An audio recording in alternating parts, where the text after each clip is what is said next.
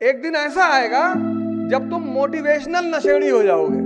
हर आदमी प्रधानमंत्री बनना चाहता है, लेकिन एक दिन अगर प्रधानमंत्री की चुनौती दे दी जाए ना, तो 90% लोग इस देश में हिंद महासागर में समाधि ले लें, क्योंकि जितना बड़ा पद उतनी बड़ी चुनौती। जीवन में सिर्फ एक आदमी है जिसके पास चुनौती नहीं।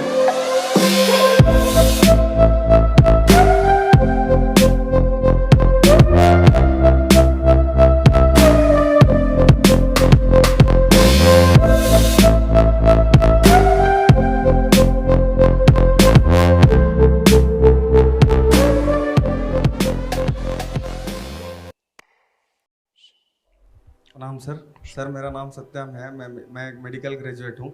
बेसिकली इसी साल मेरा रजिस्ट्रेशन हुआ था मई में, और मैंने सर मार्च में, और इस बार मैं 28 मई को प्रीलिम्स दिया था और 72 नंबर्स पे मैं पहुंच गया सर, जो पेपर 1 है नेगेटिव करने के बाद। पहली बार में? Yes sir. बहुत अच्छा यार, बहुत बढ़िया। तो सर कुल मिला के हुआ, जब हम ग्रेजुएशन पास आउट हो गए, जो भी इस प्रोसेस में कहीं ना कहीं दिक्कत करता है, जैसे हम पढ़ रहे हैं, कोई घर में बीमार पड़ गया, अब सर इस मैच्योरिटी पे हम पहुंच नहीं पाएंगे, इसको हैंडल कैसे करें, हम छिन जाते हैं उधर।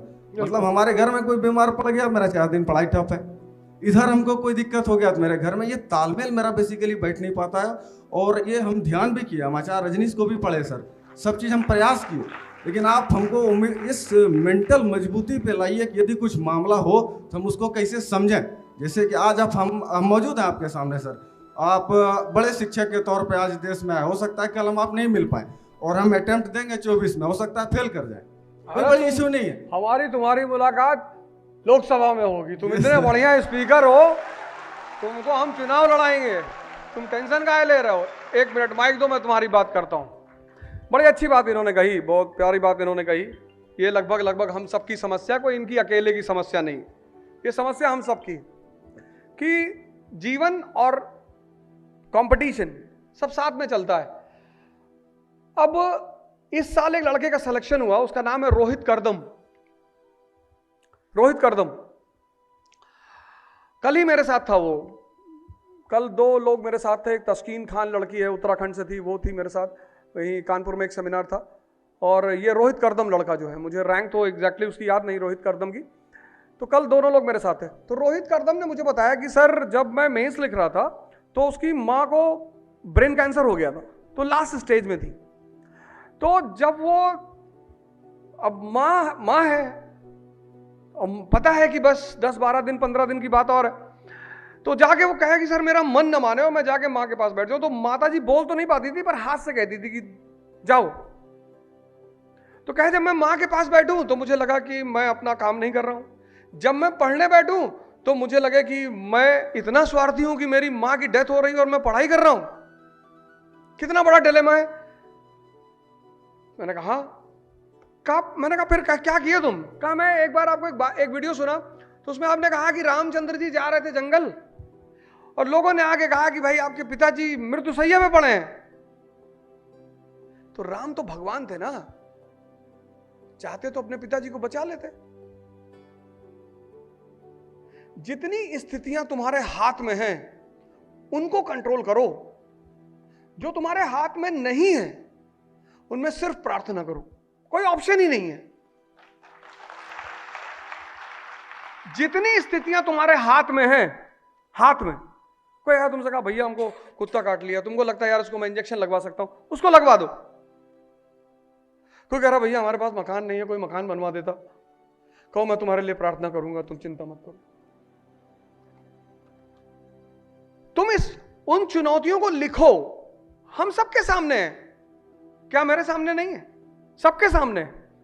यही तो जीवन है। जीवन में सिर्फ एक आदमी है जिसके पास चुनौती नहीं, कम है, वो है चपरासी। सीजीएम का चपरासी, डीएम का चपरासी, एसएसपी का चपरासी, बाहर बैठा हुआ है मस्ती से, जो भी मिलने आता वो उसको भी राम राम कहता है कि और बाबूजी बढ़िया बढ़िया, हाँ है, हाँ है, बैडमिंटन खेलने का, बैठो। 500 रुपये दिए, कहा नहीं बुलाते हैं, अभी तो बैडमिंटन खेल चुके हैं। उसको कोई चिंता नहीं, क्योंकि कोई जिम्मेदारी नहीं है। चिंता किसके पास है? जिसके पास जिम्मेदारी है। जिसके पास जिम्मेदारी। इसलिए तुम हायरार्की में, सर्विसेज में देखो, जितनी प्रधानमंत्री, उसके सामने कितनी चुनौती है। हर आदमी प्रधानमंत्री बनना चाहता है, लेकिन एक दिन अगर प्रधानमंत्री की चुनौती दे दी जाए ना, तो 90% लोग इस देश में हिंद महासागर में समाधि ले लें। क्योंकि जितना बड़ा पद उतनी बड़ी चुनौती। तो तुम्हें यह डिसाइड करना है सिर्फ कि किन चीजों में मुझे प्रार्थना करनी है। अब तुम्हारे मामा है, दुखी हैं कि तुम आईएएस क्यों दे रहे हो, उनके लिए प्रार्थना करो। हमसे बहुत लोग कहते हैं कि हमारे रिश्तेदार परेशान करते हैं। कृष्ण के भी तो किए थे परेशान, वो उनका धर्म है। रामायण में लिखा है रिश्तेदारों के लिए कि वो रिश्तेदार ही क्या जो अपने रिश्तेदारों को चरस ना करे। ये हम सबका धर्म है। ये एक अघोषित धर्म है जिसका सबको पालन करना पड़ता है, सब करते हैं। यही इन्हीं चुनौतियों को निपट कर जो आगे पहुंच रहा है वही नायक है। नायक ऐसे थोड़ी बनते हैं। इन चुनौतियों से निपट कर, सब जितने लड़के यहां बैठे हैं, हम सब जितने लोग यहां बैठे हैं, सबके पास चुनौतियां हैं। उन चुनौती, ये है व्यक्तित्व। इसीलिए मैं एक बात पर आपको हमेशा हाथ जोड़ता हूं कि मोटिवेशन एक नशा है, वो चढ़ेगा उतरेगा, और एक दिन ऐसा आएगा जब तुम मोटिवेशनल नशेड़ी हो जाओगे। जब बेचैन होगे यूट्यूब खोल लोगे, ये फाड़ डालो, ये उखाड़ डालो, ये नचा डालो। तुम भी जोश में आके मोबाइलें पटक दोगे कि लाओ साले उखाड़ डाले, आज मोबाइलें नहीं रहेगा जीवन में, मोटिवेशन खत्म। तो मोटिवेशन क्या है? नशा है। मैं इस, ठीक है सुनो, अच्छा बोलते हैं लोग, भारत देश में बहुत अच्छे अच्छे स्पीकर हैं, बहुत अच्छा बोलते हैं, उनको भी सुनो, लेकिन परमानेंट शक्ति की व्यवस्था करो। जंगल में हाथी, गैंडा, ये कभी डर के थोड़ी घूमते हैं क्योंकि शक्ति है। जंगल में हिरन डर के घूमता है। तो जहां शक्ति है वहां उत्साह है। सवाल यह उठा कि शक्ति आएगी कैसे? ध्यान से, सदगुरु जी सांभवी करा रहे हैं, पंडित श्री रविशंकर हैं, सुदर्शन क्रिया करा रहे हैं, इतने संत इस भारत में पड़े हैं। कभी तुम्हें छुट्टी मिले यार, सक्तेशगढ़ चले जाओ, यहीं बगल में मिर्जापुर में स्वामी अड़गानंद महाराज का आश्रम है, वहां रहो ना, एक हफ्ता सेवा करके आओ। तुम सबका ड्रीम है कि छुट्टी मिल जाए तो गोवा चले आए। जब तुम्हारा संघर्ष का टाइम, भगवान राम को आश्रम में रहना पड़ा संघर्ष के समय में, क्योंकि आश्रम वो जगह है जो संघर्ष करने की क्षमता देता है। इसलिए तो भारत प्रसिद्ध है आश्रम व्यवस्था के लिए। ध्यान करोगे दिमाग मजबूत हो जाएगा, योग करोगे शरीर मजबूत हो जाएगा, और जब शरीर और दिमाग मजबूत हो गया उत्साह पैदा हो जाएगा। Unacademy. Let's crack it.